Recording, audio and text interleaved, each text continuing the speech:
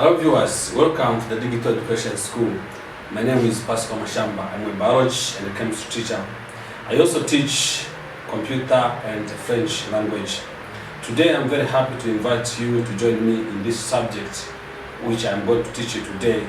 The subject of today is biology and the topic is gaseous exchange, which is taught in Form 2. Dear viewers, this lesson is available in different social medias. So if you want to find me in the social media like Facebook, write Pascal Mashamba. In the Instagram, write Pascal Matinde. In YouTube also you can find me in the name Pascal Matinde. It is my hope that you will follow me from the beginning of this lesson to the end of this lesson. Dear students, let us start our lesson today by discussing the meaning of gaseous exchange as an introduction to our subject today. But I will start with a question, as you can see on the board, which asks that explain the concept of gaseous exchange. Dear students, gaseous exchange refers to the movement of oxygen and the carbon dioxide across the respiratory surfaces. But also you can define gaseous exchange as the process through which respiratory gases are passed through the respiratory surfaces. So from this definition, we've got two words, which is movement and respiratory surface. Therefore, I will explain more about the term respiratory surface. The meaning of respiratory surface. Therefore, I'm going to explain the meaning of respiratory surface. Dear viewers, respiratory surfaces are specialized organs for gaseous exchange. Gaseous exchange takes place through the process called diffusion.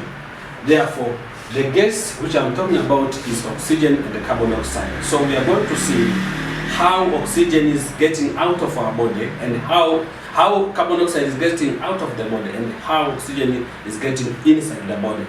So we are going to see that these gases do enter and leave the body through the process called gaseous exchange, but with a mechanism called diffusion.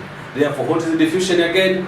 Diffusion is a movement of the material from the area of high concentration to the area of low concentration. So we expect that in our body or in our bloodstream, we expect there are this shortage and accumulation of gases. So if carbon dioxide is much concentrated in the blood, to diffuse outside the bloodstream through different parts that I'm going to explain about that one. Also, if the oxygen is much accumulated in the alveoli, to diffuse it to the bloodstream for the cellular respiration.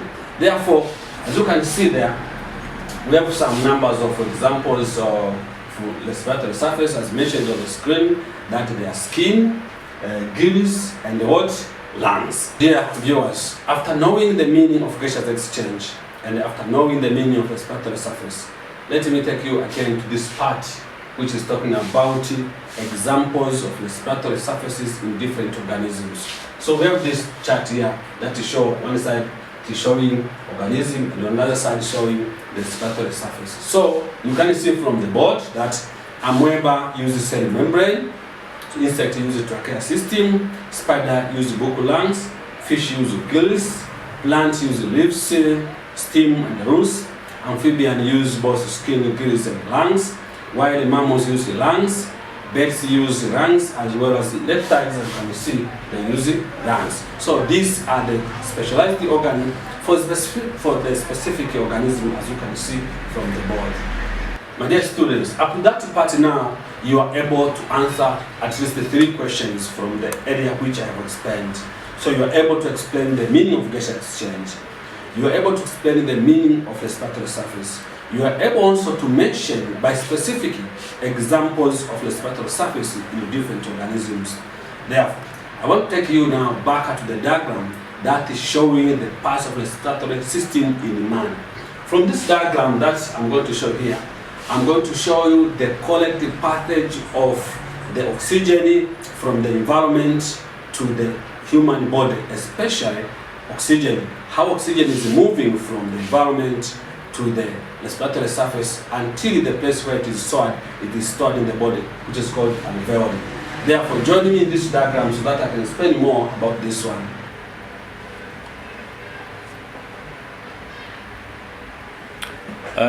Dear viewers, as you can see, this is a diagram that is showing parts of respiratory system in man.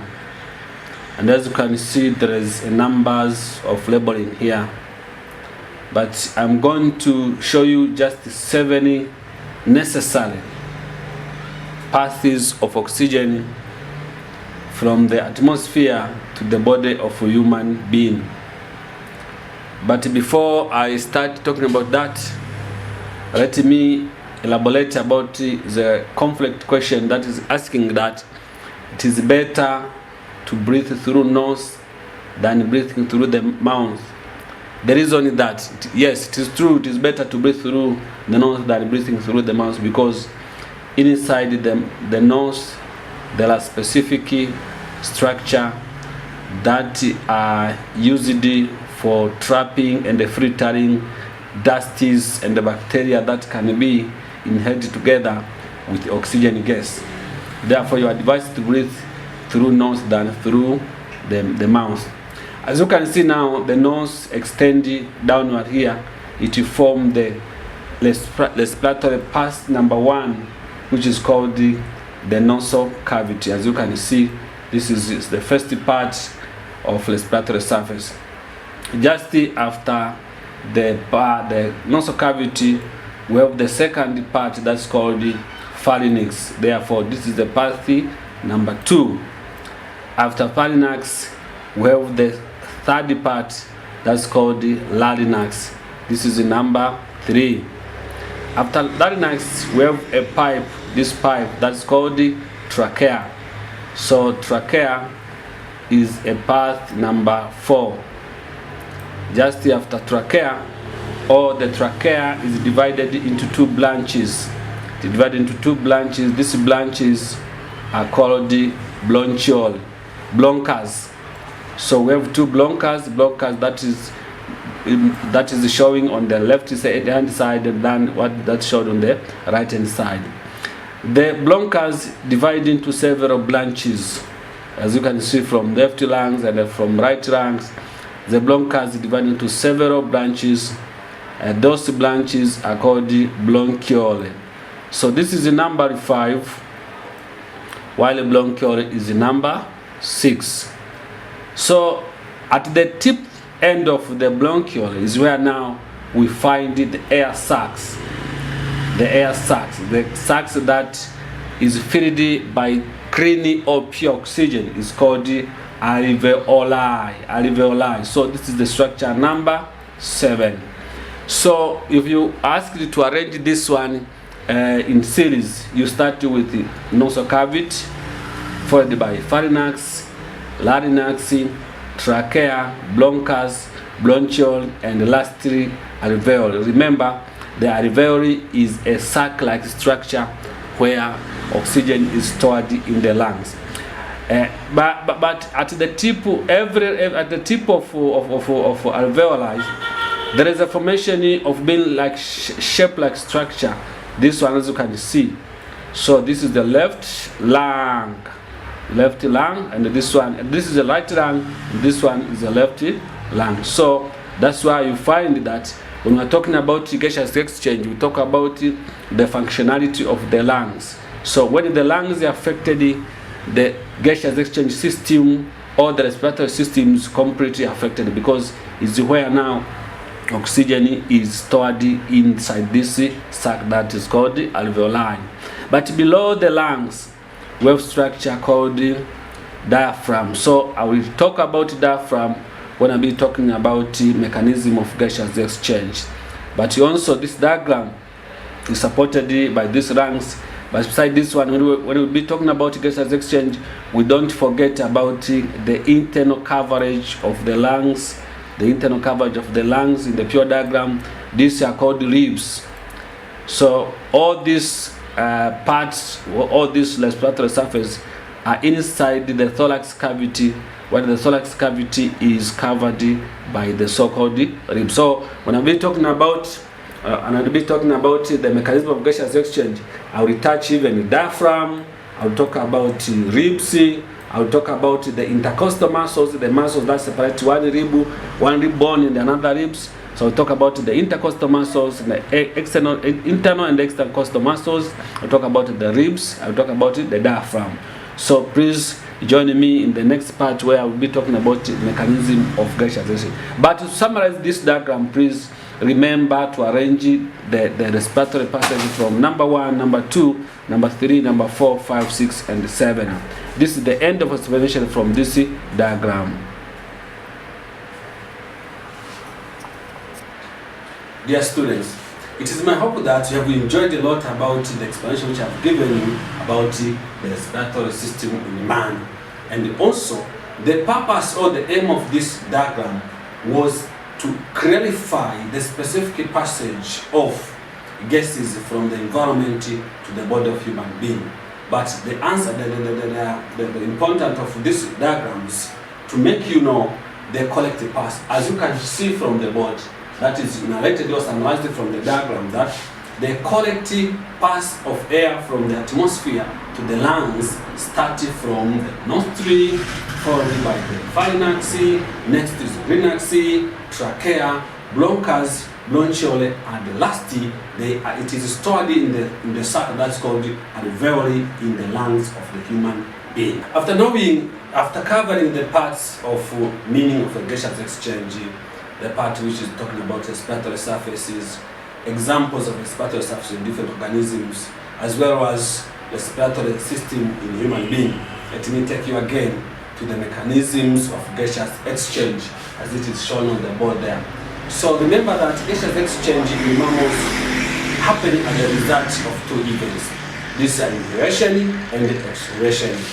So when we talk about inhalation, we mean taking in air. Taking the air from the atmosphere to the body. While we're talking about exhalation, we mean taking out air from the body to the atmosphere. So how this event takes place? During inhalation, the muscles of the diaphragm contract, pulling the diaphragm downwards. As this happens, the internal intercostal muscles contract and pulling the rib cage upward and outward. This increases the volume and decreases pressure in the thorax cavity. So this makes air rush in the lungs. So when you take in air, so those events appear in your body. When you're taking in air, those events appear in the body. As those events taking place, they force the air to rush inside your body. And knowing about inhalation, which is the process of taking in air, let us see now the opposite event, which is called exhalation. So during exhalation, the muscles of the diaphragm resume with its dome shape. Remember, I've shown you the diagram of the respiratory person in the human being, and that's part which is called the diaphragm. So it resumes to its dome shape. The internal intercostal muscles relax, pulling the ribs cage inward and downward. So this decreases volume and decreases pressure. This forces air out through the bronchiole, blood trachea at the end to the nostril. So this is the event that's causing the carbon dioxide to move from the body to the atmosphere through those respiratory surfaces. Okay, my dear viewers, we've covered a lot of number of parts concerning the gaseous exchange. But let me wind this lesson by talking about the alveolus. As I've shown you from the diagram, the first diagram, which is talking about the parts of the respiratory surface, I was talking about the air sacs. The last part of the respiratory surface, which is called the air sac, the place where oxygen is stored. Now I'm going to explain about how the air now pass through the alveoli to the bloodstream. I will use the diagram that I'm going to show you from the board there, how the air interchange there from the blood vessels to the air sacs, and from the air sac to the blood vessels. But remember that the one of the function of the blood is transporting oxygen. So we expected that the oxygen which is transported by the blood, at the result, it is used during respiration. So when it is used, therefore, we expect that there is a high concentration of carbon dioxide inside the bloodstream or inside the cell. So the blood should go back to the lungs to collect some oxygen for the cellular functions. So during that event, we know that the blood capillary must pass to the lungs to pick up oxygen. Therefore, I'm going to explain about how now the carbon dioxide leave the bloodstream and how the oxygen enters the bloodstream for the cellular, for the systematic circulation of the blood. Join me in this diagram to see this one.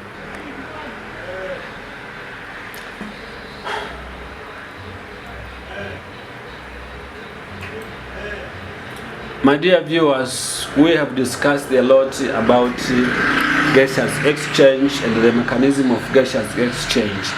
So I'm going to talk about the alveoli. As I've said, that this is the air-like, the sac-like structure that is responsible for storing gases inside the lungs of the human being and the mammals. But before I talk a lot about this one, let me take back to another topic that's called transportation. Transportation is a topic that is talking about the function or the circulation of the blood inside the body. And one of the functions of the blood is to transport oxygen.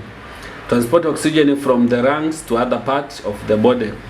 But today, because we are talking about oxygen, we are talking about oxygen and the carbon dioxide. Therefore, we better know the importance of the blood vessels that are located in the lungs and how this one facilitates gaseous exchange. Let me start by talking from this side here. As you can see, it is written deoxygenated blood carrying carbon dioxide. What does it mean? This is a blood vessel that is carrying blood from different parts of the body which has been used by the body, and this means that it lacks oxygen. It is full of carbon dioxide. So the oxygen from the area where this blood is flowing has been utilized by the cell during respiration. So the blood vessel flowing this blood to the lungs so that it can pick oxygen from the alveoli and release carbon dioxide to the air, to the alveolar sac, so that can be rejected outside of the body. So as you can see, this blood is flowing here. When it reaches to the alveoli, remember, alveoli is made of the cell membrane, and remember that I've told you about the mechanism of gaseous exchange that takes place by diffusion. So the oxygen which is filled in the alveoli here is diffused to the alveolar wall, to the capillary wall, to the blood, so that it can be carried out to other part of the body for respiration. So as you can see, this arrow now showing that oxygen is diffusing from the alveoli to the blood capillary, while the carbon dioxide is leaving here by diffusion again from the blood vessel to the alveolar sac, and later on it is rejected. As you can see, the words carbon dioxide to be exhaled. This is oxygen inhaled. This is carbon dioxide to be exhaled out from the body of the living organism. And when you go above here, you can see it is written oxygen-rich blood, which will go back to the heart and enter the systematic circulation. So because it has already picked the oxygen from the alveoli, now the blood vessel taking this blood to the heart, and after reaching the heart will pump this blood to all other body parts to make the complete systematic circulation. As a result, this oxygen will be picked by the cells, or will be used during cellular respiration in the body for different purposes and different functions. So the mechanism of gaseous exchange in the alveoli take place by diffusion. As you can see, this is a blood capillary that is carrying oxygen, this oxygenated blood from all body parts and passing through the lungs for the purpose of picking oxygen from the alveoli and releasing carbon dioxide from the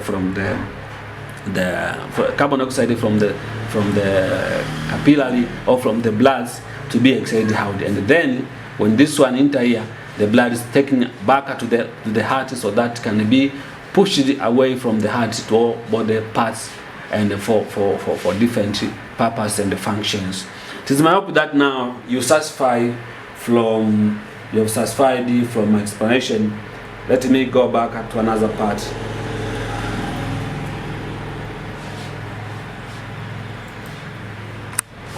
Dear viewers, it is my hope that now you have enjoyed a lot from today's topic, which was talking about gaseous exchange. So for those who wish to give me some comments or to make contact with me, please visit in my social medias, as I have mentioned before, that in Facebook or write Pascal Mashamba, in Instagram Pascal Matinde, in YouTube Pascal Matinde. But also for those who want to call me direct, please use the following phone number: 0752 5876 and 32. Thank you for watching this video. Thank you very much.